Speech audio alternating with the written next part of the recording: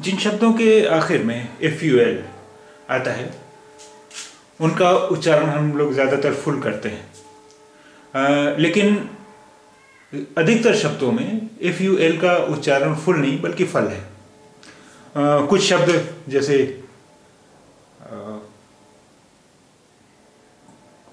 कुछ शब्दों में ही FUL का उच्चारण फुल है, वरना ज़्यादातर शब्दों में फल है। अब आइए देखते हैं किन शब्दों में FUL का उच्चारण फल है और किन में इसका उच्चारण फुल है। अभी देखिए, इन शब्दों में FUL का उच्चारण फल है।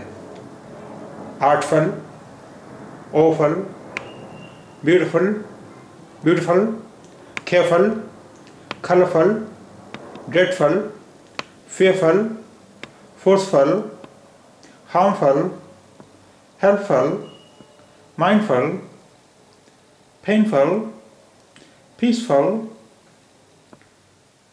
pitiful, playful, powerful, regretful,